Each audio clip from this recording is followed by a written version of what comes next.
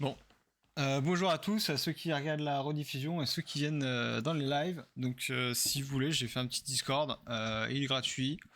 Vous pouvez venir voir mes analyses et poser vos questions. Je vais tâcher de faire du contenu très prochainement. Alors, je suis un petit peu en retard parce que je suis un petit peu un branleur factuellement. Mais il y a des moments où je vais avoir la pêche et je vais faire 50 millions de contenu. Voilà. Donc, en tout cas, profitez-en, c'est gratuit. Donc, qu'est-ce que je voulais voir? Donc je voulais faire un petit peu le tour global. Pourquoi? Parce qu'il y a plein de trucs intéressants. Je vais essayer de faire ça assez rapidement pour que ce soit des formats à peu près courts et que ce soit pas trop dur non plus de regarder les replays et de se taper 3 heures de vidéo. Voilà. Donc dans les choses intéressantes, on va commencer déjà par le S&P 500. Voilà. Le S&P 500, j'ai deux graphes, donc il y en a un autre que je sais plus, je l'ai perdu. Je l'ai perdu dans le fin fond de mes graphes parce que c'est pas la bonne référence, mais bon, j'avais dessiné celui-là il y a longtemps et je l'ai découvert par hasard. Et en fait, c'est vrai que ça m'a vachement inspiré parce que en réalité, je me dis ah oui, peut-être que je suis très baissier, mais peut-être qu'en fait, on a une dernière jambe haussière qui arrive ici, S&P 500 qui pourrait influencer par exemple sur les cryptos. Voilà. Certes, et on voit à quel point il est hyper précis quoi. Quand on se met, bon là je suis en 2D, si on se met en 3D, voilà, si on se met en 3D, là ça pourrait nous donner un potentiel bottom plus tard. Mais si on se met en daily, bon voilà, là la EMA, voilà, ok là. Et qu'est-ce qu'on voit en fait sur ce graphe? C'est que potentiellement on pourrait avoir du coup un dernier plus haut. Voilà. Et là ce serait très intéressant de suivre. Si je me mets un peu plus en 4 heures, je sais plus exactement comment j'avais tracé mon graphe, mais c'était quelque chose comme ça. Je sais plus, voilà, un truc comme ça. Voilà, on voit, je supprime juste 2 secondes lui. Voilà, un truc comme ça. Et on voit vraiment que les niveaux correspondent assez bien. Et donc potentiellement ici, on pourrait être sur un top. C'est clairement pas impossible. Voilà. Donc ça va être quelque chose qui est à suivre. Et j'ai fait ça sur le S&P. Je vais laisser. Mais on peut regarder aussi du coup le Nasdaq, mais le Nasdaq est bien différent. Pourquoi? Parce que notre ami le Nasdaq, quand on fait exactement la même chose, eh bien, nous montre que ici on serait quasiment au top. Voilà. Donc pourquoi je dis quasiment? Parce qu'il reste encore un tout petit peu de jus. Voilà. C'est vraiment pas grand chose. Je pense que c'est histoire de 1%. Voilà, 1%, 2%, allez. Donc ça va être affaire à suivre. Par contre, voilà, il faut savoir que quand on est sur les cryptos, on peut avoir des gros excès, des trucs qui bougent beaucoup, mais regardez la précision des Fibos quand on est sur du coup les indices, c'est du très très précis. Voilà, d'ailleurs si on regarde le, alors encore une fois c'est pas mon bon graphe, mais normalement j'ai un truc comme ça. Voilà, on voit ici que ça déborde de là, ici là. C'est une des rares fois où on va vraiment beaucoup déborder. Alors après, on voit que c'est jamais totalement précis. Hein. On voit que ça bouge un petit peu entre les niveaux. Mais c'est globalement assez précis. Et on peut s'attendre à ce que là, ce soit déjà, par exemple, le top. Donc, admettons, ce soit un top. L'erreur que j'aurais pu faire avec cette méthode avant, c'est de me dire, ok, bon, je vais directement shorter. Bon, ok. Bon, de toute façon, je ne vais pas shorter. Je ne shorte pas le marché actuel. Voilà. Peut-être que si plus tard, on a une vraie changement de structure, peut-être que j'aviserai. Mais pour l'instant, je ne short pas. Voilà. Parce que ça marche aussi. Et ce qui peut être intéressant, ça va être... Ah, mon micro coupe. Ah, c'est tout le temps ou là c'est coupé?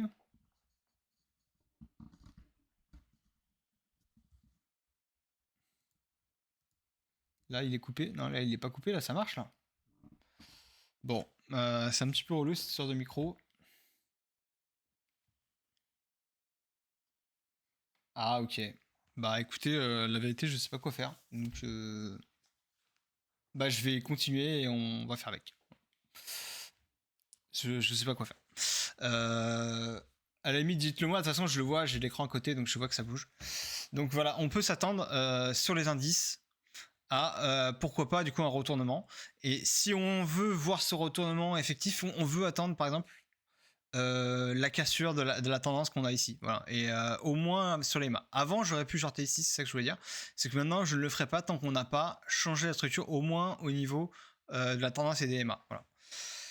Ça, c'est quand même assez intéressant de suivre ça. Et le Nasdaq, le S&P 500, c'est eux aussi qui peuvent nous donner un petit peu le tempo. Voilà, on peut faire un tour sur le dollar. Hein. Voilà, j'avais prédit, bah regardez la précision, enfin voilà, j'avais dit on allait retourner ici. Alors ok, on a été un tout petit peu plus bas, d'ailleurs ça m'a étonné parce qu'on a cassé la MA ici, c'est assez rare qu'on la casse. Et là on est en train de recasser à la hausse, hein. Donc voilà, c'est assez propre. Moi je pense que on est vraiment pas loin du top sur Bitcoin, hein. Alors ça fait longtemps que je commence à être un peu biaisé sur Bitcoin et je ne le shorterai pas. Il n'empêche que moi je n'ai plus de spot et je joue uniquement le trading pour le moment parce que on peut s'attendre à quelque chose. Si vraiment on vient casser des plus hauts, etc., je repasserai peut-être acheteur et franchement je m'en fous si jamais je prends au moins 20% parce qu'on arrive là, bon même moins 30%, je le joue en trading, c'est pas très grave sur le spot, voilà. Mais je pense qu'il est intéressant d'avoir déjà pris des profits, quoi qu'il en soit, voilà. Et peut-être qu'on est extrêmement haussier et que voilà, il va y avoir beaucoup de cash flow qui va arriver. On peut estimer ça d'après Andrew à 150 millions d'ajouts par jour. Voilà. Alors 150 millions, c'est à long terme, hein, donc c'est pas tous les jours. C'est-à-dire qu'il y a des jours, je sais pas, il y a l'inflation ou quoi, ça va peut-être être moins, mais il y a des jours, ça va être 300 millions par jour pendant des mois. Enfin bon, voilà. Et on peut s'attendre du coup à une tendance haussière qui risque d'être forte, surtout qu'il y a beaucoup de gestionnaires d'actifs, de ce que j'ai cru comprendre, qui sont les hedge funds, etc., qui eux pourraient être tentés du coup d'avoir tous un peu de Bitcoin. Et s'ils n'en ont pas au moins 0,5%, ils risquent d'être un peu cons, quoi. Et ça va amener une grosse pression acheteuse. Voilà. Mais c'est pas parce que eux ils veulent faire ça qu'on va pas avoir une correction à moyen terme, voilà. Et ça c'est hautement possible. Pourquoi est-ce qu'on aura une correction? De 1, parce qu'on peut avoir une nouvelle crise tout simplement d'inflation, quoi. Voilà, beaucoup d'inflation, l'argent il y a moins d'argent, les gouvernements impriment moins, tout ça. Puis c'est les cycles de marché économique. Alors moi je suis pas non plus super expert en la monnaie, mais voilà, il y a les cycles de marché, tout simplement. Voilà, à un moment, les gouvernements, ils impriment plus et on ne sait pas pourquoi quand ils baissent les taux, systématiquement, quand ils baissent les taux, en réalité, l'inflation, elle explose, mais pendant un certain temps, et puis après, ça se calme et la bourse explose. Enfin, j'avais posté ça dans un espèce de graphe sur Discord. Donc voilà, il faut être méfiant de ça, je pense. Mais peut-être que je me fais vraiment des films, hein, et peut-être qu'il n'y aura rien du tout. Mais je pense qu'il faut vraiment être méfiant d'une prochaine vague d'inflation. Et si c'est le cas, on pourrait du coup, pourquoi pas, vraiment dans les premières targets, je pense les 30 000. Hein. Il y en a beaucoup qui disaient oui, on va aller à 30 000. Et ce qui se passe en général, c'est que quand tout le monde a le consensus qu'on va aller à 30 000, ben on ne va pas y aller tout de suite. Voilà. Et si on doit aller à 30 000, eh bien on ira, mais plus tard. Voilà. Et quand on était là, tout le monde disait oui, on va aller à 10 000, machin, ou même à 15 000, ou 20 000. Non, je crois qu'à ce moment-là, c'était 20 000, voilà. Et là, quand les gens c'était à 20 000, les gens ils voulaient pas racheter, ils disent ouais, non, là, on va aller à 15 000, voilà. Et quand on était à 15 000, les gens ils disaient bah maintenant, on va aller à 12 000, voilà. Et en réalité, les gens n'achètent jamais, voilà. Donc, faut pas non plus être dans l'extrême comme ça. Et je pense que c'est intéressant de se poser des vraies limites. Je remarquais aussi un truc qui est extrêmement fréquent. Regardez ces structures qu'on a là. Et regardez ça. Ici, là. Voilà. Ça, c'est pareil. Même là, c'est pareil. Hein. Vous voyez, on a le sommet, deuxième sommet, et là, on ravale. Donc, c'est ça qu'on veut pas voir. Voilà. Premier sommet, deuxième sommet, on ravale. Voilà. Et en fait, on a ça un petit peu partout. Alors là, c'est un petit peu différent, mais ça ressemble. Hein. Premier sommet, deuxième sommet, on ravale. Voilà. Premier sommet, deuxième sommet, on ravale.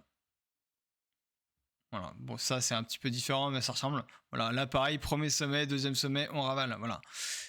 Et là, qu'est-ce qu'on a Premier sommet, deuxième sommet. Voilà. Moi, je pense que le niveau pivot, qu'on peut donner avec Fibonacci, alors là je l'ai remis sur l'amplitude complète, mais si on le remet comme ici, comme j'avais mis avant, Je sais pas lequel est le plus pertinent, c'est complexe. C'est pour ça que j'ai laissé les traits là, c'est que ça me permet d'avoir les deux. Je pense que le niveau pivot, ça va être les 46. Je pense que si on ravale les 46, c'est pas très bon. C'est un faux breakout. On peut le tenir et ranger un tout petit peu en dessous, mais voilà, je pense qu'en dessous des 44 là, c'est pas bon. Voilà, c'est pas bon. Donc il va vraiment falloir suivre tout ça. Voilà. Il n'empêche que si on resuit ces histoires de EMA là, qu'on prend la 4 heures, la EMA 4 heures ici, donc techniquement je pense qu'on peut encore retomber jusqu'à la 4 heures, mais faut pas non plus être trop bas et faut vraiment ne pas du tout casser celle-là. Donc là c'est beaucoup plus bas, hein, c'est 40 000, mais si on casse la EMA 666 4 heures, c'est très très mauvais. Voilà. Dans les targets que je pourrais avoir, encore une fois, ça peut être cette zone-là. Donc cette zone-là, si on se remet en daily en plus, ça nous donne la EMA 666 daily. Il y aura probablement un pullback sur la EMA ici, donc qui sera, je pense, le temps qu'on descende à 37, si jamais on descend. Voilà. Donc ça, c'est des zones qu'on verra en live. Mais j'imagine que si jamais on doit corriger, on ira chercher cette EMA 666 daily. J'en suis quasiment certain. Mais on peut avoir des surprises. Et aussi, pourquoi est-ce que j'aime pas cette EMA daily qui arrivera par là? C'est parce que tout le monde attend cette EMA, en fait. Et il y a beaucoup de gens qui étaient très baissiers et qui attendaient un scénario. Alors, avant que ça pump, ils attendaient un scénario un peu comme ça, où ça baissait, et on allait voir le truc comme ça, en fait. Voilà. Et vu que tout le monde attend cette EMA, parce qu'elle devient de plus en plus populaire, tous les scénarios populaires ne se passent rarement en fait. Voilà. Il n'empêche que si jamais, là je parle des test bulls, beer, on peut aussi, on va regarder l'open interest après qui est à mon sens plutôt beer. Mais voilà, faut être préparé au scénario beer. Je fais beaucoup de beer, mais vous voyez, dans mes trades, ça m'empêche pas de prendre les longs. Voilà. Faut bien se faire la distinction. C'est pas parce que moi je suis baissier à moyen terme que je ne peux pas être très haussier à court terme en fait. Voilà. Notamment, je suis baissier sur le marché crypto global, mais je suis pourtant haussier sur Ethereum. Donc voilà, c'est particulier, voilà. Mais je suis haussier sans être non plus gigabull. C'est-à-dire que là, j'ai quand même du mal à presser le bouton buy, on va pas se mentir, même si là, quand je vois ça, ça a l'air assez propre, hein. Mais j'ai du mal à presser très fort le bouton, quoi. Voilà. Pourquoi? Bah, déjà de 1 parce que j'ai raté un peu le bottom, hein. Moi mes ordres en fait, pour le coup j'ai pas eu trop de chance. Oh, allez.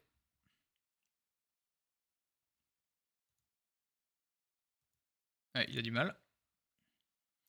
Ah mais si ça coupe c'est peut-être parce que j'ai des problèmes d'internet. Qu'est-ce que c'est que ce bordel là?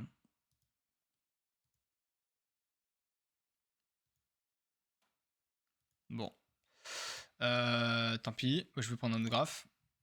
Bon voilà, j'avais mon ordre à 21,60 donc je vous laisse regarder où est-ce qu'il est, voilà. Ça m'a un peu frustré de pas être rentré dedans donc voilà, du coup j'ai fait des trades un petit peu. Je suis méfiant, mais j'ai toujours la même version depuis le début. Il y a un truc pour lequel je n'ai jamais changé, c'est ETH 3200, voilà. Voilà, bah si ça coupe, bah désolé, normalement au replay il n'y aura pas le... Bon, vous n'allez pas regarder les deux, hein, mais au replay il n'y aura pas les coupures, mais malheureusement ça c'est les aléas du direct. Donc voilà, j'ai toujours dit ETH 3200 et franchement quand on regarde le graphique comme ça, c'est assez propre, voilà. Si on regarde du coup ce fameux graphe et qu'on prend bien, alors là c'est là la subtilité, c'est est-ce qu'il faut prendre la méthode des MA, est-ce qu'il faut prendre la MA 3 heures ou la 4 heures, voilà. Et là si on prend la 4 heures, on se dit c'est pertinent, mais là par exemple on n'a pas touché les MA, voilà. Alors que si on prend la 3 heures, là on se dit que c'est aussi pertinent, mais que là ça devient un peu le bordel, mais c'est quand même relativement pertinent, voilà. Et partout pour l'instant ça tient. On a juste légèrement cassé l'AMA, on a réintégré. Voilà. Pullback dessus, on passe légèrement en dessous. On réintègre. Là, on fait que de s'arrêter dessus. Tout le temps. On s'arrête là, on s'arrête là. Ici, on fait pullback dessus. Re-pullback là. On s'arrête dessus. Pullback et on part. En vrai, c'est pas mal, hein. Quand on le regarde comme ça, juste en analyse technique, c'est pas mal. Et là, on est sur l'espèce de BDR du top là. Voilà, donc c'est normal. En vrai, c'est normal qu'on ait un pullback là. J'avoue que j'ai un peu merdé à pas prendre de TP parce que quand on revient là-dessus, c'est absolument logique qu'on va avoir un pullback sur le BDR. Ici, là. Voilà, c'est sûr que c'est là.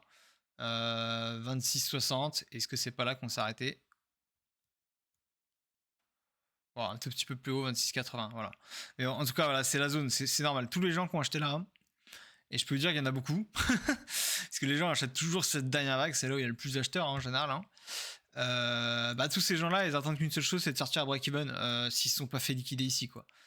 Je pense qu'ils ne se sont pas tous fait liquider ici. Enfin, pas tous, évidemment, il y en reste toujours. Mais parce que eux, leur zone de douleur max, je pense que c'était là. Donc, à moins que. Si je le mets comme ça. Ah ouais, si je le mets comme ça, du coup, c'était là. Ah ouais, d'accord. Bah ouais, en fait, je l'avais juste mal mis. Parce que si je l'avais bien mis là, eh bien, j'aurais eu ce bottom. Ah oui, donc j'ai mal tracé mon Fibo.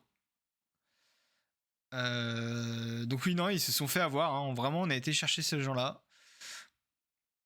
Vous voyez la précision, quoi. Voilà, on prend les mecs piégés, on met le Fibo de là jusque là, et ça nous donne le bottom. Voilà, c'est comme ça que j'ai changé un Ethereum en 9 Ethereum. Hein. J'ai juste fait ça. Voilà, je rachetais les pullbacks comme ça. C'est tout ce que je faisais en boucle. Voilà.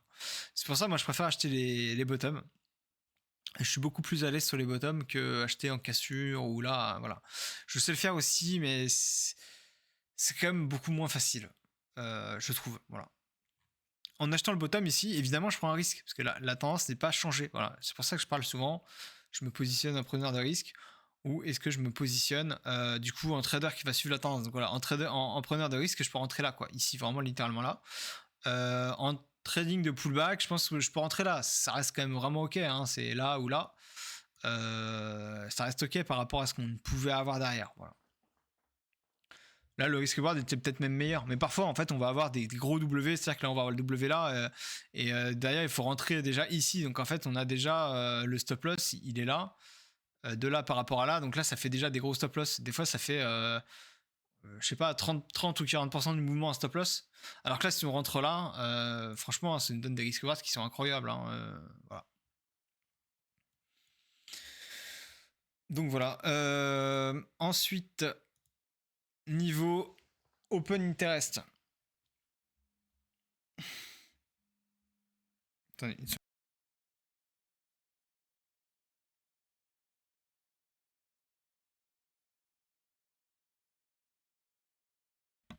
Ok, non là ça a coupé, c'est parce que je devais répondre à un appel. Donc open interest. On va le mettre à jour. Donc, ce qui est... On va le prendre à long terme. Ce qui est moyen, c'est ça. Voilà. Ce qui est moyen, c'est ça. C'est qu'on a vraiment une hausse qui est massive de l'open interest. C'est pas... Il y en a trop, quoi. Vraiment, il y en a trop. On est quasiment au même niveau que ici. Et là, il y avait déjà des excès. Et regardez, on est encore plus haut. C'est-à-dire qu'on doit être au moins 1 milliard plus haut, là. Même quasiment 2 milliards. Bah, on est 2 milliards plus haut. Et on a pris, juste en quelques jours, ouais, 3. Si on prend vraiment depuis le plus bas, je pense qu'on a 4. Voilà. Ce qui est énorme. On a pris 4 milliards. Franchement, c'est beaucoup. C'est vraiment beaucoup. Sachant que si on prend tout le bull run du Bitcoin, en tout, on était à 18 milliards, quoi. Et que on a commencé du plus bas. Voilà, depuis le tout plus bas, le bottom du bottom, on a fait même pas 8 milliards. Et là, juste sur ce mouvement-là, on en a fait 4. Il y a un problème. Voilà, il y a un problème. Et ça revient à la théorie que je dis souvent et qu'on voit régulièrement. Qu'on a vu ici, par exemple.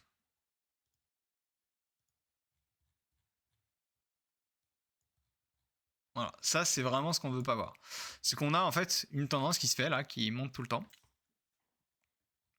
Et on a une hausse de l'open interest que tranquille, quoi. On va dire, bon, là, des fois, on a des mouvements, on sait pas pourquoi, les gens, ils FOMO, il y a une news, machin. Bon, on purifie, etc. Mais les gens n'achètent pas vraiment comme des fous tout le long, quoi. Bon, ça va, on va dire que ça suit à peu près le cours, regardez. Il y a un moment où il y a un gros problème. Un seul. C'est là, c'est ça. Parce que là, on a le prix qui descend et Louis qui monte. Donc là, en fait, on a les gens qui se sont dit, ça y est. Et ça, c'était le top. Littéralement, hein, ça, c'était le top. On pouvait s'en douter, plus ou moins. Voilà. Pas tout à fait, parce que moi, vous voyez, je vous rappelle, j'ai pris ce trade ici. Là. Je l'ai acheté là, je l'avais mis à Everyone, etc. Donc ça, c'était un trade perdant. Pourquoi? Mais parce que là, on suivait toujours la tendance. On était bon, en fait, par rapport à depuis tout le temps. En fait, on était bon. Là, c'était la tendance. Voilà. Et on a cassé la tendance par là. Voilà. C'était là. Enfin bon, bref, peu importe. Et ici, une fois que le top est print et que les gens commencent les whales commencent à vendre, eh bien, on va avoir là le red flag intégral, c'est-à-dire l'OI qui va monter avec le prix qui descend. Voilà. Et ça veut dire quoi? Ça veut dire que les gens ils commencent à acheter trop tard. Une fois que le prix s'est renversé, même si là c'était encore un peu tôt en vrai pour le dire, hein. Franchement c'était un peu tôt. Mais si on mettait les EMA, ici on le savait que la EMA en fait elle faisait un truc genre, je sais pas, non, je l'ai un peu raté là. Je sais plus, un truc genre comme ça, voilà. Et donc du coup là, vous voyez, on a fait un espèce de on l'a cassé et pullback dessus, donc c'était très léger. Et des fois c'est difficile de savoir entre ça et ça. Est-ce que voilà, c'est la plus grosse difficulté, je pense, du trading, c'est de se dire ok, là c'est pas une vraie déviation, enfin c'est une toute petite déviation, mais on réintègre. Quand est-ce qu'il faut prendre son SL? Parce que si on prend son SL dès qu'on la casse, on est mort en fait. Ça c'est compliqué et j'ai encore un peu du mal à gérer ça. D'ailleurs, je voulais demander à Mercury comment il gérait ça, parce que c'est vrai que c'est un de mes principaux problèmes, et je pense que j'ai rendu pas mal de gains de hier à cause de ça, en fait, parce que j'arrivais pas à me décider, tiens, quand est-ce que je suis invalidé, en fait. Je voyais le prix qui cassait, mais je me dis, ouais, est-ce que là, on va pas réintégrer, enfin bon. Et on avait un prix comme ça, donc là, en fait, on avait cassé la moyenne mobile, et c'était assez intéressant, du coup, de voir ça. Et là, on a, du coup, le prix qui va vraiment commencer à descendre, avec le qui monte. Donc là, on voit que les gens achètent comme des malades les pullbacks en se disant ça va repartir sur la lune, mais c'est trop tard en fait. C'est que le chat est déjà mort, mais il va quand même faire il va quand même continuer à courir, quoi. Voilà. C'est la théorie du dead cat bounce, mais là c'est pas un dead cat bounce. Donc ici, c'est là que ça va être intéressant de voir si en fait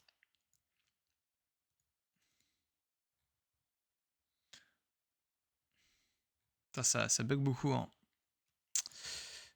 Si le scénario qu'on a eu là en petit UT, hein, parce que là c'était du 1 heure, etc.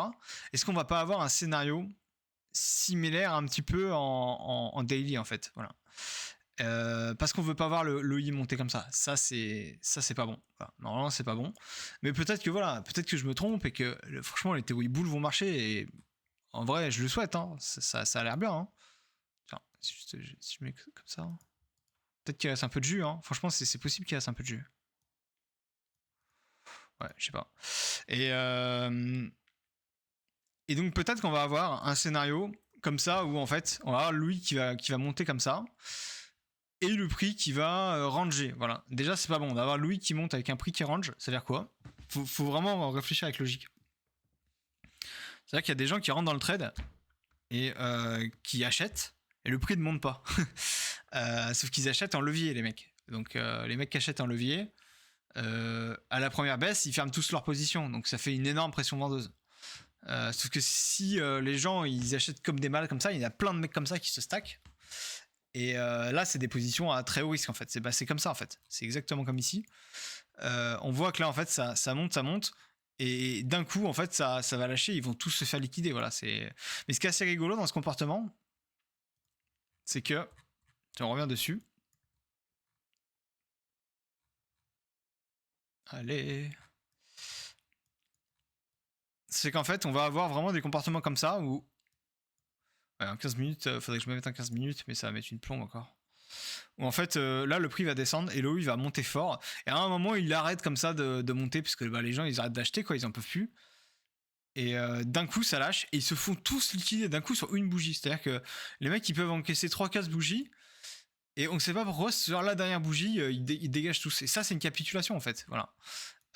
C'était d'ailleurs bon, c'était pas vraiment le bottom d'ailleurs, on a continué à aller plus bas, mais ça c'est une capitulation et on aurait pu croire que ça aurait pu être le bottom en vrai, parce que ça a une belle gueule de capitulation. Mais pourquoi est-ce que là c'était pas le bottom? Parce que même si on avait perdu beaucoup d'OI, on était encore beaucoup trop haut en fait, vous voyez, parce qu'en fait là l'OI de là de tout en bas, hein, quand on a liquidé tout le monde, il est plus haut que le OI d'ici qui était plus haut. Donc ça veut dire qu'il y a encore trop de gens qui sont dans le trade mais qui n'ont pas pris leur perte. Ils n'ont pas fermé leur position. Ils sont en sueur mais ils sont quand même encore en position. Voilà. Et ça c'est un petit peu ce qu'on ne veut pas voir. Voilà. Et c'est un peu la même chose qui se passe là en fait. Hein. Voilà. Bon, par contre ça c'est très bon. Ce qu'on est en train de voir se dessiner à l'instant. Le prix voilà, qui descend. On nettoie à peu près l'open interest, même si pour moi je pense qu'on aurait pu le nettoyer plus. Mais quand on regarde les fundings, je crois que ça a été bien nettoyé. Ah ouais, non, les gens ils sortent de ouf là. Je sais pas ce qui se passe. Pouf les gens, des fois, je comprends pas ce qu'ils font. Hein. Franchement, pourquoi on était à 3 là et pourquoi on est pourquoi on est à 0,6 Ouais, bon, écoutez, je comprends pas ce qui se passe, mais ça c'est bon. Ça c'est bon signe. C'est bon signe. Je pense que ça peut valoir le coup de chercher un point d'entrée là. Soit les longs ils ferment tous leur position, soit les gens short. Et pour essayer de deviner ça, on va voir si l'OI il monte ou si il baisse. L'OI baisse, donc ça suggère que visiblement c'est plutôt des longs qui ferment leur position, je pense. C'est particulier, voilà, c'est particulier. Mais bon, encore une fois, peut-être que je me trompe et que Bitcoin vraiment on ira beaucoup plus haut. Hein. Peut-être que on ne s'arrêtera pas. Il y a plein d'analystes qui pensent qu'on retombera jamais sous les 40. Hein. Qui sont pas des analystes de merde que je suis. Hein. Ils pensent vraiment qu'on retombera jamais sous les 40. Et peut-être que c'est le début. J'avais vu un graphe qui montrait en gros ça. Et je l'avais trouvé pas mal et que ça ressemblait beaucoup en fait entre ça, le bottom, première vague, deuxième vague, machin. Là, une espèce de compression et bull run. Et que là, en fait, c'est un peu ce qu'on a eu. Première vague, deuxième vague, là, tac tac. Ici, là, le même truc en fait avec le premier chapeau, deuxième chapeau. Donc, littéralement, voilà, première vague, premier chapeau, deuxième chapeau. Une petite console, là. Donc, ça pourrait être genre là. Et explosion. En vrai, c'est pas impossible. Hein. Mais j'avoue que quand je regarde tous les indicateurs, j'ai du mal avec cette théorie. Hein. Quand je regarde Total 3, etc.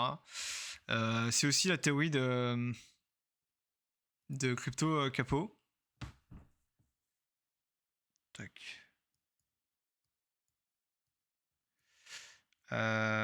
Capo. Putain, il est où? Je ne le trouve pas. Il est là. Alors. Lui, il a comme théorie que ETH. Alors mince, il a posté sur son Twitter, peut-être pas là.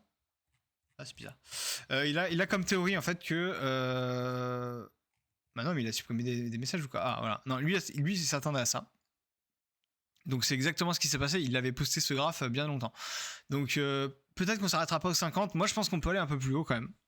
Mais si on prend une distribution de Wyckoff, c'est littéralement ça quoi. Voilà, plus haut. Il appelle ça l'uptrust, donc c'est un peu un dead cat bounce. Hein, et c'est là où on va pouvoir s'intéresser à ce qui se passe. Et potentiellement, si jamais on doit s'arrêter là, c'est là où on va pouvoir tracer notre Fibo, donc depuis là jusque là, et pouvoir potentiellement trouver le bottom par là avec le Fibo qui se dessine. Voilà. Et lui, il attend vraiment ce genre de truc pour shorter, et j'avoue que ça peut être intéressant. Et lui, il est plutôt aussi sur les altcoins. Donc cette théorie, c'est que du coup, les alts, ils vont exploser avant de corriger. Voilà. Et je suis assez d'accord avec ça. Et lui, il a à nouveau la target de 3200 pour Ethereum, donc qui est la même que moi. Depuis le début, il a plutôt raison. Hein. Je sais pas pourquoi tout le monde lui en veut, parce qu'il est un peu contre la foule. Mais je suis désolé, à court terme, il est très fort hein, pour l'instant. Hein. Parce qu'il est baissier à long terme, mais tous ses moves à court terme, ils sont quasiment bons. Hein. Donc voilà, je n'y crois pas par contre au bottom à 600, franchement j'y crois pas. Mais écoutez, tout est possible dans la vie. Hein. Mais quand on vient d'avoir un ETF qui va faire rentrer beaucoup d'argent, je veux bien croire à un pullback technique pour liquider les longs.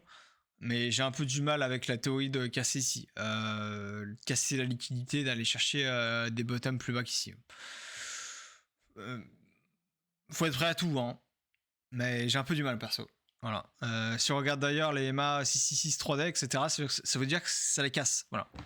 Donc ça casse une tendance qui existe depuis 10 ans. Ce serait pas très bon. Et ce serait un peu incohérent par rapport aux ETF qui arrivent. Enfin, je trouve. Hein. Mais c'est complexe. Donc voilà, lui il a comme théorie le pump de Ethereum et des altcoins. Donc il a choisi quelques altcoins. Donc voilà, peut-être qu'il a raison. Moi c'est une théorie que j'aime bien. J'aime bien les théories haussières, hein, pourquoi pas. Hein. Je vois qu'il y a pas mal de mecs qui sont super haussiers. Mais voilà. Et quand je regarde Total 3, du coup, moi je pensais que le top allait être ici. J'avais posté 2-3 trucs dessus. Et quand je trace mon Fibo comme ça, j'ai l'impression de me dire, ok, peut-être qu'on va avoir un petit peu comme sur Bitcoin, hein, simplement un sommet plus haut. Donc les altcoins qui vont pump ici, et là ça nous donnera vraiment le top. Voilà. Je pense que là c'est une zone qui va être extrêmement importante pour les altcoins. Et si on réintègre ici et qu'on revient là, je pense que ce sera le moment de prendre des profits sur les alts. Voilà, parce que voilà, si on reprend ma méthode de base, première vague, ici, là, qui est là. On met le Fibo, et là, en fait, c'est première vague, deuxième vague, et là, on aura une espèce de troisième vague, et ici, la distribution. Et si on a la distribution là-dedans, c'est-à-dire qu'on va faire un pullback, je sais pas, avant vraiment ici, grand minimum, et voir dans cette zone-là, en fait. Voilà. Peut-être qu'ici, c'est trop bas, mais peut-être même jusqu'ici, franchement, c'est... Voilà. Tout est vraiment possible, mais si jamais on revient là, il faut se dire, voilà, ça fait moins 25% sur le total cap. Quelques altcoins peuvent prendre moins 70, moins 80%. Hein. Voilà, faut avoir conscience. Hein. Quand on voit INJ là,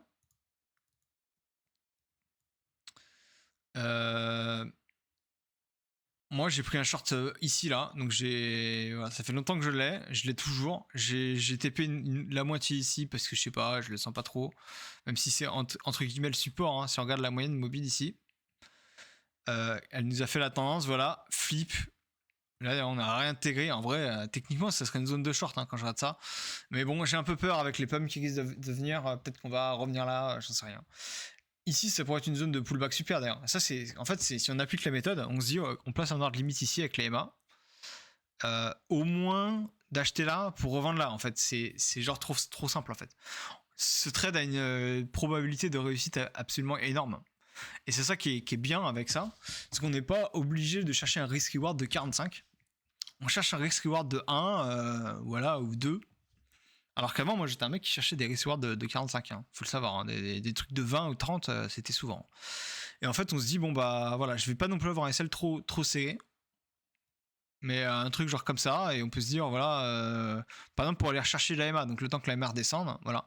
Imaginons, on veut faire ce trade là maintenant et que ça corrige ici tout de suite maintenant. Bah, un trade comme ça, on a un risk reward de 1,57 par exemple, mais une probabilité de réussite très élevée. Alors, je peux pas te dire de pourcentage, mais je sais pas, je pense qu'il y a au moins 80% de chances de réussite. Donc en fait, si on risque 1500 euros, ok, mais on peut en gagner 2000. Et on a une forte probabilité de gagner. Bah, je me dis, moi, ça vaut le coup. C'est comme ça que j'ai changé beaucoup d'argent sur Ethereum. Hein. Alors, ok, j'ai acheté les bottoms, etc. J'avais des stops des fois un peu larges pour être sûr de ne pas me prendre de mèche. Mais au final, c'est ça qui a marché pour moi. Hein. C'est juste, voilà, je misais de plus en plus gros. Et je prenais juste des trades à haute probabilité. Voilà. Alors que là, tous les trades qu'il y a là, j'ai plus de mal parce qu'on n'est plus sur du trade de probabilité. Et là, c'est quand même complexe. Et là, si on revient sur Bitcoin à plus court terme, voilà, la technique de l'AMA, hein, vraiment l'AMA qui nous fait la tendance ici. Alors là, on passe en dessous, déviation, on repull back dessus, on repasse au-dessus. Donc là, c'est un peu bizarre. Voilà, ça c'est vraiment ce qu'on n'aime pas. On s'arrête pile poil sur l'AMA là, et on repart. On s'arrête où? On s'arrête sur le Fibo. C'est pour ça, moi je trade Fibo plus l'EMA. On prend les niveaux avec les Fibo et on trade la tendance avec l'EMA plus la price action. On fait les deux.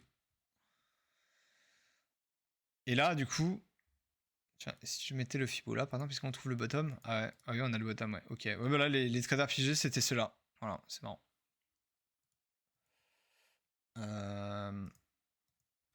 C'est marrant parce que c'est pas usuel. Enfin, dans l'usage, c'est pas vraiment cela que j'aurais choisi, mais c'est vrai qu'après après coup, en le regardant, je le vois quoi. Donc là, on arrive d'ailleurs sous le BDR, hein, donc la probabilité d'un rejet ici est pour moi extrêmement important. Tout simplement parce que la première fois qu'on vient revenir ici, tous ces gens qui ont été piégés là, ils attendent qu'une seule chose, en fait, c'est de revendre là. Mais peut-être que, au vu de l'open test qui est un peu particulier et que visiblement les gens ferment leur long, peut-être que c'est une très belle déviation qu'on a eue et que ça va repartir instantanément. Franchement, c'est vraiment possible. Mais on voit en tout cas la précision du modèle hein, des MA. Voilà, bon là, on a vraiment fait une déviation dessous, c'est beaucoup plus rare. Repullback dessus et on repart. Voilà. Et là, on réintègre carrément cet EMA qui nous a fait la tendance. Donc potentiellement, si on maintient ce niveau, je pense qu'on peut repasser haussier. Voilà. Si je devais suivre mes émotions, j'ai pas envie, mais si je devais suivre la méthode, en vrai, c'est aussi ça. On repasse au-dessus de la tendance, c'est aussi. C'est juste une grosse déviation. Je ne le ferai pas tout de suite parce que la probabilité qu'on ait genre ça, là, que ça rechute direct, est très existante. Mais si jamais on fait, je sais pas, un truc genre comme ça là, pourquoi pas? Pourquoi pas et se dire qu'on peut mettre un SL sous la MA rouge. Je pense que là, on l'a bien cassé une fois, on la cassera pas deux fois. Hein. Enfin, c'est plus rare. Généralement, on s'arrête pile dessus. Les méthodes cachées comme la MA 666, il y a forcément moins de monde qui traite ça. Donc, s'il y a moins de monde, ça marche mieux. Voilà. Donc voilà, pour résumer un peu tout ça, il y avait juste le total aussi que je vais regarder qui était intéressant. Donc le total, je le mets en 3 heures, moi. Voilà, pareil, c'est suivi de la MA. Hein. Voilà, on le prend tout le temps. Déviation. Pullback, là, on casse. Pullback dessus. On vient toucher cette MA. Là, on s'arrête dessus. On range. Et on repasse au-dessus. Alors, on voit pas très bien. Voilà, pullback dessus. On range un peu en dessous. Et on repart. Voilà. Et là, on est en train d'essayer de casser ce niveau-là, qui est un niveau majeur. Est-ce qu'avoir rentré là en vrai avec un stop loss en dessous, franchement moi ça me paraît cohérent. Ça me paraît cohérent et c'est ce qu'on a sur ETH. Hein. ETH BTC, très important. La bonne tendance. Je sais pas, c'est pas 5 minutes, c'est un peu bizarre ETH BTC. Et ici là je l'avais dit, hein, quand on était au bottom, j'avais dit ETH BTC faut suivre. Je l'ai dit 50 fois. Et je l'ai vraiment dit là, hein. On a eu l'impulsion là, et là j'ai commencé à vouloir rentrer, voilà. Mais j'ai hésité à rentrer fort. Pourquoi? Parce que là on était déjà un peu haut pour moi, c'était le 12 février à 18h. 12 février à 18h.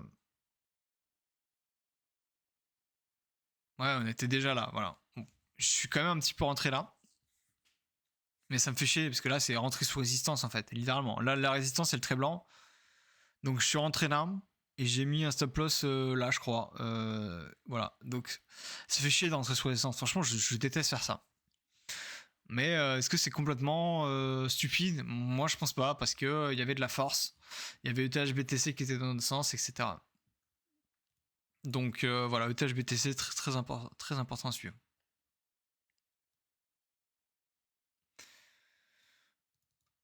Voilà, ça sert plus à rien, je pense. Ça non plus. Ouais, ça on l'a vu, c'est bon.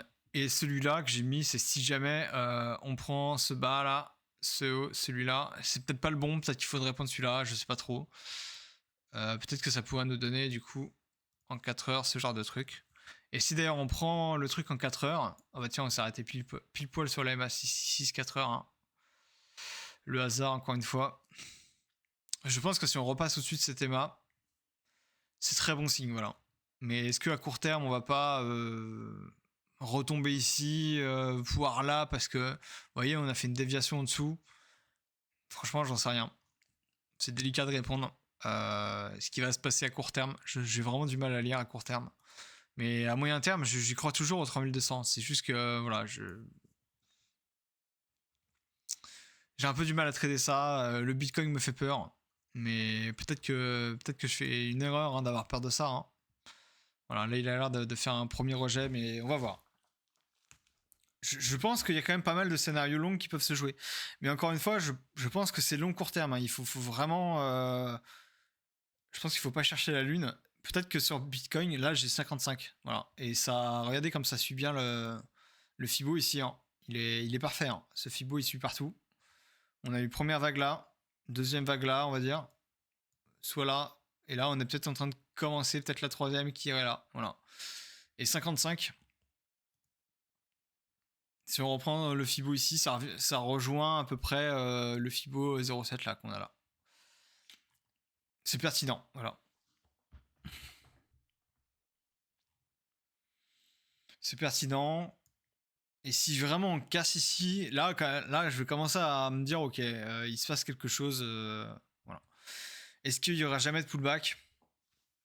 Moi, je pense qu'il y aura toujours un pullback quand on a un open interest qui a monté de 4 milliards là-dedans. Il y a du dégât à faire, je vous le dis, hein, parce que je vous rappelle juste pour ça là. L'ETF en Europe là, c'était 1 milliard. Regardez le pullback qu'on a eu pour 1 milliard. Ça, c'est le pullback pour aller récupérer ces 1 milliard. Donc, imaginez ce que ça fait à 4. Donc, d'ailleurs, potentiellement, imaginons. Non, mais là, c'est pas possible qu'on aille si bas. Bon, après, tout est possible dans la vie, hein, mais si on devait corriger ça, non, je pense pas. Je pense que c'est trop. Bon, de toute façon, j'aime pas tracer les fibos avant que ça arrive parce que c'est pas très pertinent. Mais ça va être intéressant à suivre ce qui se passe. Et si jamais c'est pertinent, bah voilà, je le prendrai en compte. Mais je sais plus ce que j'avais tracé. Je crois qu'on prend de là jusque là. Ouais, ça nous donne à peu près ce bottom là. Et je crois que si on le met jusqu'en bas, ça nous donne quasiment le bottom jusqu'en bas. Donc en fait, là, on aurait pu se dire, bah non, on n'ira jamais jusqu'ici. Bah la preuve que si, quoi. Voilà. On n'ira jamais, on n'ira jamais. Écoutez, si on doit retourner à 15 000, bon, on retournera à 15 000, voilà. C'est peu probable, mais il faut jamais se dire ça n'arrivera pas. Un autre trade aussi qui est pas mal, je pense. J'en ai parlé. Voilà, c'est littéralement l'application de ma méthode. Hein. Voilà, on prend le Fibo, tac, on prend la zone basse. Donc là, on voit pas, mais il y a une petite mèche ici. On trace le Fibo. Et là, le pullback ici est God tier. Hein, donc là, j'ai acheté là. Voilà, tout simplement. Et on va voir ce qu'il nous donne. Franchement, je laisse couler. Vraiment, tout peut se passer sur ce trade. Et si jamais il vient jusqu'à là, parce que ça, c'est un token qui est. C'est le même d'Ethereum, parce que Dogecoin, au final, c'est un même coin, mais il n'est pas lié à Ethereum. En fait, le seul même coin qui est devenu à Ethereum, c'est le PEP, en fait. Donc, si Ethereum monte à 3200, le PEP, il a un bel avenir devant lui, hein, clairement.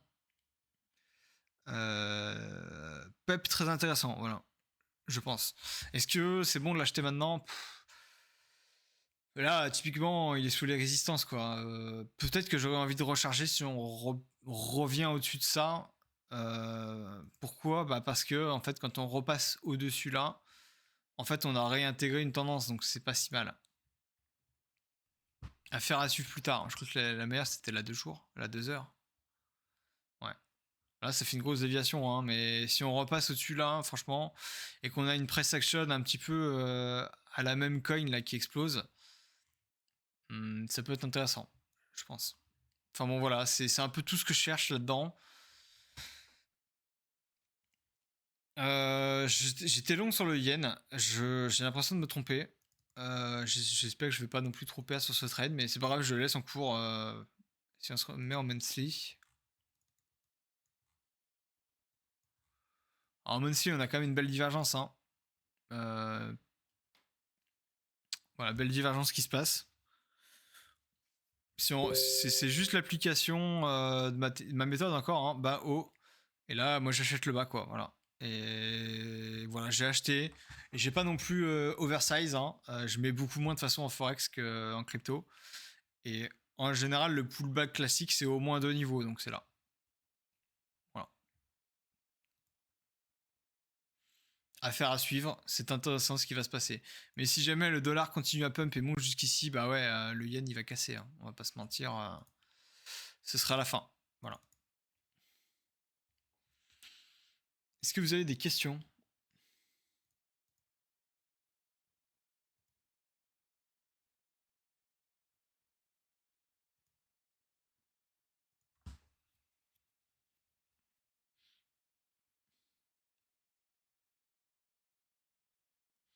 Ok, bah j'espère que c'est assez clair, hein, parce que je sais que voilà, j'ai un peu mon langage, hein, mais je fais au mieux. Et oui, quand tu regardes plein d'altcoins comme ça, parce que là en ce moment, tout le monde shield le coin Mavia, qui est un jeu de téléphone. J'essaie d'y jouer, hein, ça ressemble un peu à Clash of Clans. De ce qu'on m'a dit, parce que moi j'y joue pas avec Clash of Clans, mais c'est un peu pareil, mais c'est trop long, quoi. Vraiment, faut farmer. Je trouve ça un peu chiant, quoi. Mais bon, je l'essaye et peut-être que j'aurai des airdrops comme ça, on verra. Bah, en fait, quand je regarde ce graphe, ça arrive, hein, voilà, on prend le bas, encore le bas, mais pas n'importe quel bas. On prend pas le bas jusque là. On prend lui. Premier mouvement, parce que là c'est changement de structure. Premier mouvement, pullback. Et là, ça nous donne des niveaux comme ça. Et regardez comme on s'arrête dessus en fait. Si je l'étends, c'est d'une précision incroyable. Voilà. Ça là. Donc quand je vois ça, en vrai, j'ai envie de short. Hein. J'ai envie de short. Mais est-ce que je vais short? Non, je vais pas shorter. Il faut vraiment éviter au maximum de shorter. Voilà. Après, une fois qu'on a les changements de tendance qui sont effectués un peu plus, on peut se le permettre un peu mieux. Mais tant que les changements de structure n'ont pas été faits, pour l'instant, la tendance est haussière. Respectez la tendance. Voilà. C'est très important. Si vous shortez, vous allez, vous niquer le cerveau. Et deux, vous avez de grandes chances de perdre. Voilà. Moi, j'ai fait l'erreur de shorter 2-3 fois le Bitcoin en me disant ça va être un top parabolique comme ça et ça va s'écrouler. Alors, j'ai pas shorté, mais j'avais pris des put options ici. Hein, donc, je vous explique que le truc vaut 0, hein, littéralement. Mais voilà, il n'y a pas de raison de shorter, même si voilà, on a des trucs comme Total qui peuvent nous dire qu'il va y avoir des shorts à prendre. Voilà, peut-être que si jamais, voilà, on vient ici, on réintègre là, on casse les mâts, même si on attend là, on peut se dire, bon, ok, là, on a quand même vraiment des signaux qui sont très forts, hein, qui passent baissier, voilà, quand on a cassé les MA 666. Celle qui nous a fait la tendance tout du long, bon, ok, là, je me dis, ok, je vais peut-être prendre un short. Évidemment, on peut peut-être en tenter un petit, genre sur un truc comme ça, ici, en se disant, ouais, je mets un petit celle-là. Mais je pense qu'il faut le déconseiller, je pense qu'il faut proscrire le short. Parce que dans le cadre où la théorie boule est valide, c'est possible, hein, ça se trouve en réalité, je l'ai mal pris ce truc-là. On se met en daily là. Et ça, c'est pas la première vague qui est juste ça. Ça se trouve, la première vague, c'est par exemple celle-là. Bah, d'ailleurs, en fait, c'est celui qui est là, juste à côté. Et ça se trouve, l'objectif pour les altcoins qui vont partir en parabolique, c'est là. Voilà. Et là, on retournerait sur le bas de ici, voilà. Sauf que cette théorie me plaît pas trop. D'ailleurs, je vais remontrer un autre truc. Hop, sur Twitter.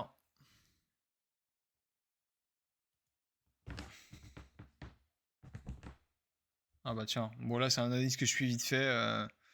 C'est quoi ce truc là? Je sais pas ce que c'est, il nous marque pas ce que c'est. Le PTC long, Bitfinex qui... Ouais bah Bitfinex ils sont en train de couper leur long, ouais bon bah voilà, c'est... Bitfinex c'est souvent eux qui achètent en premier. Hein.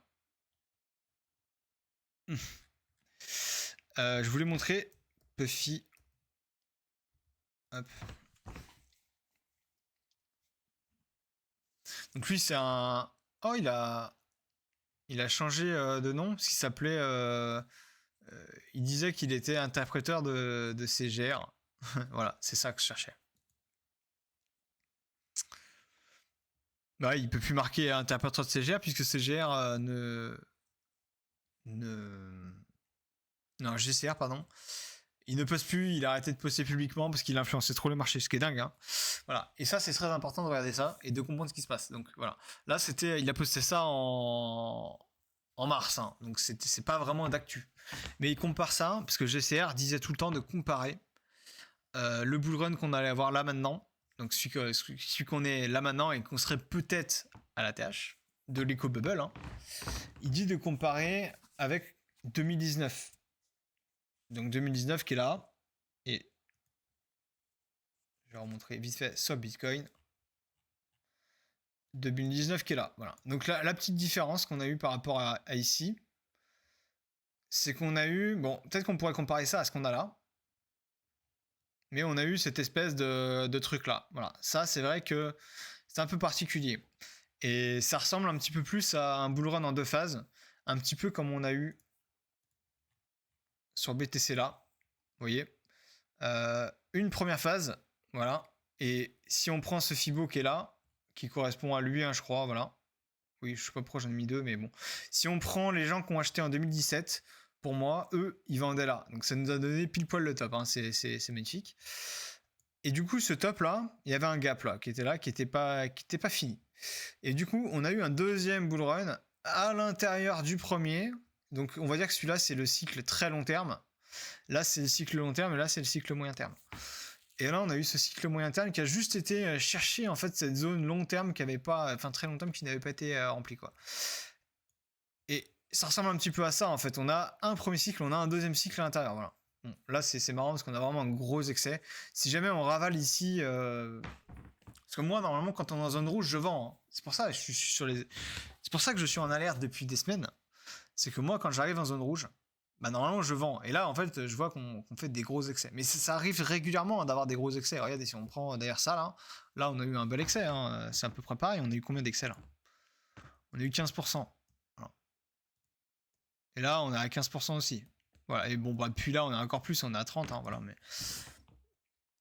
Et donc, du coup, voilà, si on revient sur cette théorie-là, on pouvait s'intéresser à cette idée-là, voilà. Et d'ailleurs, peut-être que si on suit la théorie de Capot, ce qui est possible, on pourrait avoir par exemple un pullback ici. Donc là, ce serait, je vais reprendre ce graphe-là.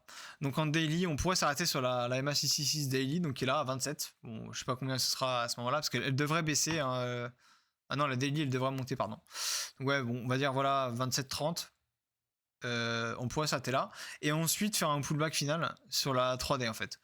Et la 3D, elle est là parce que c'est exactement ce qui s'est passé quand on était ici. Regardez, en daily, on s'est arrêté là. Voilà, on s'est arrêté dessus. Et la 3D, elle s'arrête là. Donc ça, c'est le crash Covid et c'est pile poil la 3D.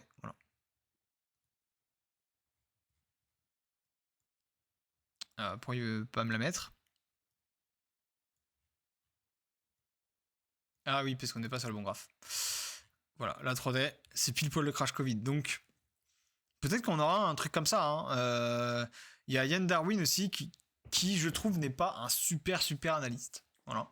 C'est un mec qui a beaucoup de connaissances, mais qui. C'est pas un très. Enfin, c'est peut-être un analyste moyen, mais c'est pas un très bon trader en tout cas. Il expliquait que pour lui, le fait d'avoir un ETF, ça allait pas forcément giga turbo pump, mais ça allait réduire la volatilité, donc potentiellement peut-être ranger le temps que les mecs ils achètent, ils vendent, machin. Parce que là, au final, toute cette vague d'acheteurs là, c'est uniquement des mecs qui ont acheté en se disant il va y avoir l'ETF. Alors, ça, c'est le seul The News Event, mais peut-être que c'était juste un prémisse, hein. Enfin bon. Et si du coup, on doit étudier ça, bah voilà. Et on revient du coup sur le Twitter. Et là, on a du coup l'éco-bubble, donc là, le top. Et derrière, là, c'est le marché des altcoins en fait. Donc la différence, c'est que moi, je crois toujours que ETH va aller plus haut que Bitcoin, qui va aller à 3200. Mais par contre, je suis baissier sur les altcoins, ce qui est un peu particulier, vous voyez. Et on voit que, en fait, ici, les altcoins, ils ont fait que de baisser pendant la fin. On va dire que là, on a eu la news de l'ETF et là, on aurait un espèce de dead cat bounce qui serait là où on est actuellement, ici, si on suit cette logique. Sauf qu'au lieu d'avoir ce dead cat bounce plus bas, on l'aurait plus haut. Donc voilà, ici. Et ça, c'est une possibilité que je pense qui est intéressante. En fait, c'est le bull trap, c'est littéralement ce qu'on pourrait avoir actuellement. Voilà. Et si c'est le cas, ça va être très intéressant à suivre. Et donc, du coup, les altcoins ici, était en sous-performance par rapport à BTC. Et si on revient du coup là-dessus, on voit, regardez, que BTC par rapport aux altcoins, bah il est revenu ouais, quasiment à son plus haut, quoi. Voilà, c'est pas non plus le plus haut du plus haut, mais on va dire il est quand même revenu à peu près à la moitié de l'avant-dernière jambe baissière. Et si on regarde les alts, bah on est beaucoup plus bas en fait. C'est-à-dire que Bitcoin au même moment il est ici, vous voyez. Donc les alts ils ont fait 2 fois moins de performance que BTC, voilà. Donc ça correspond globalement à ce qu'on voit là en fait. Les alts ont assez bien performé au début, donc on a eu la folie avec les alts. Je sais pas si vous vous rappelez, à cette époque-là, il y avait les coins chinois, il y avait les fils, les machins, les trucs qui ont fait 700% dans tous les sens, etc. Et depuis, bon, on a eu 2-3 coins, certains altcoins hein, qui ont bien performé. On a eu Inji, on a eu les coins de, comment ils s'appellent, les TIA, là, tous les airdrops, etc. D'ailleurs, il y a des coins de airdrop. Moi, je trouve ça un peu bizarre. Hein. Il se passe des trucs, les mecs qui distribuent des milliards comme ça. Enfin, je sais pas, qu'on croit au projet ou pas. Moi, on m'envoie un airdrop de 10 000 balles d'un shitcoin. Enfin, moi, je me pose pas de questions en fait. Enfin, j'en vends une par-ci quoi. Je me dis, juste d'un point de vue logique, voilà. On vous donne 10 000 balles. On vous donne 10 000 balles. Hein. Est-ce que vous dites pas, ok, je vais les vendre un peu quoi. Est-ce que vous dites, ok, moi j'ai envie de changer ces 10 000 balles en 20 000 et tout garder. Je sais pas. Pourtant, j'aime bien prendre des risques, hein. Mais je sais pas ce que vous en pensez, vous. Mais moi, perso, on me donne 10 000 balles en airdrop. Les mecs qui cherchent l'airdrop, c'est pas des bons samaritains. Hein. C'est des mecs qui viennent pour farmer l'airdrop. Ils viennent là pour se faire plaisir derrière. Donc c'est potentiellement pour revendre en fait. Voilà. Comme tous les gens qui achètent de la bourse. Mais là, les mecs qui ferment l'airdrop, ils viennent vraiment pour les prendre, les acheter. Il y en a plein, ils veulent les dump quoi. Moi, je pense que ces tokens là, ils vont s'exploser. Et quand je regarde le TIA que je suis de temps en temps là, le TIA, voilà. Putain, il m'a encore enlevé mon dessin. Ah non, il est là. Voilà. J'avais mis une alerte là. Ah bah tiens, je croyais qu'on l'avait touché, mais non, on l'a pas touché. On a été un petit peu en dessous. Pour l'instant, on suit la tendance, donc il n'y a pas vraiment de raison de perdre quoi. Hein. Mais oui, c'est quand même intéressant. On suit toujours la tendance. Mais ça, c'est des tokens qui sont achetés pour farm les airdrops en fait. Parce que les gens ils se disent, ok, si j'achète ce token, je vais avoir des airdrops. Alors, c'est intéressant, hein, je dis pas qu'il faut pas le faire. Mais voilà, faut vraiment se dire que les gens achètent ça, parce que bon, ils croient au projet, mais aussi pour l'airdrop. Donc, le jour où il y a le bear market qui va commencer à pointer le bout de son nez et qu'il n'y aura plus d'argent et que les airdrops ils vendront plus rien, bah, les gens vont vendre. Sauf que en fait, les insiders auront déjà vendu leur token avant. Et là, on aura du coup des zones de douleur à aller chercher beaucoup plus bas. C'est-à-dire que là, il y a énormément de gens qui seront piégés si on vient ici. Hein. Il y en a plein qui vont être en sueur. Donc voilà, ça c'est intéressant et c'était un très bon modèle à suivre depuis le début. C'était pas très lisible parce que honnêtement, juste ça, c'était des espèces de double pump qu'on a eu. C'était pas très très simple, mais voilà. Nous y sommes quoi. Le double pump c'est ça, hein. Voilà. Et voilà où on en est actuellement. Je pense qu'il faut mettre aucune des théories de côté, ni la boule ni la bière. Faut être prêt à tout, mais j'avoue que le scénario bière, il me plaît quand même. Hein. Il me plaît. Mais à court terme, peut-être pas. Peut-être qu'à court terme, c'est propre. Hein. C'est pas si mal que ça à court terme. Hein. C'est pas si mal. Donc voilà, voilà. Bon, je crois que j'ai duré un peu plus longtemps hein, que prévu. Ouais, bah quasiment 1 heure, hein, comme d'hab. Voilà, voilà. Bon, bah. Je dis bonne soirée à l'enregistrement et je reste pour répondre aux questions.